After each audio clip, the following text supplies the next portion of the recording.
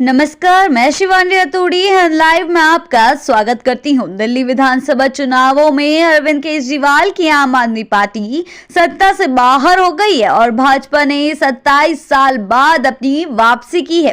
दिल्ली में आए इस नतीजे ने पूरे देश की राजनीति को प्रभावित किया है और अब सभी की नजरें बिहार पर हैं। जी हां, राजनीतिक हलकों में यह चर्चा हो रही है कि दिल्ली के चुनाव परिणाम बिहार की राजनीति पर भी गहरा असर डाल सकते हैं। खासकर बिहार के लोगों की बड़ी संख्या दिल्ली में निवास करती है, जो उसे एक अहम कारण मान रहे हैं कि इस बार पूर्वांचलियों ने भारी संख्या में बीजेपी को वोट दिया है। अगर यही रुझान बिहार में भी जारी रहा तो वहां बीजेपी को बड़ी जीत मिल सकती है। जी हां, दिल्ली चुनाव के नतीजों ने जहां अरविंद केजरीवाल को अपनी हार का सामना कराया, वहीं कांग्रेस को एक बड़े राजनीतिक झटके का सामना करना पड़ा।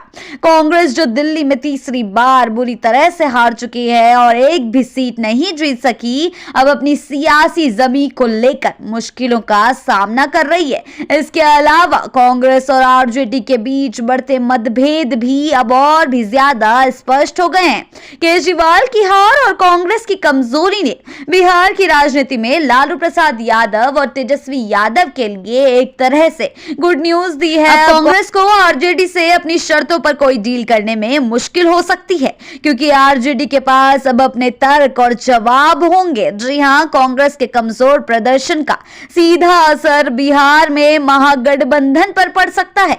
दिल्ली में हार के बाद भी आपने कांग्रेस के ऊपर सारा इल्जाम लगा दिया। दिल्ली में कांग्रेस का एक भी सीट नहीं जीत पाना पार्टी की स्थिति को और भी कमजोर कर रहा है।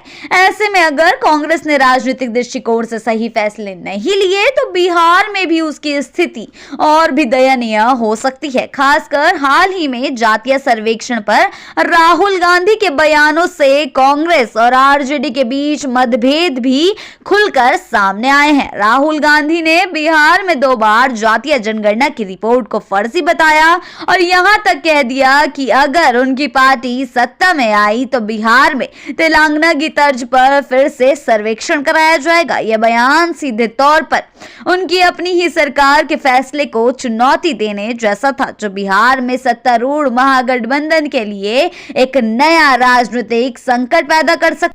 इसके अलावा जम्मू कश्मीर के मुख्यमंत्री उमर अब्दुल्ला ने भी इस मुद्दे पर अपनी प्रतिक्रिया दी थी। जी हां, उन्होंने कहा था और लड़ो आपस में। जी हां, उनका कहने का मतलब साफ था कि आप और कांग्रेस की लड़ाइयों के चक्कर में आप और कांग्रेस दोनों को ही दिल्ली की सीट से हाथ छुड़ाना पड़ा। जी हां, जिससे यह साफ होता है कि दिल्ली चुनाव के परिणाम ने महागठबंधन में एक नई खींचतान को जन्म दिया है।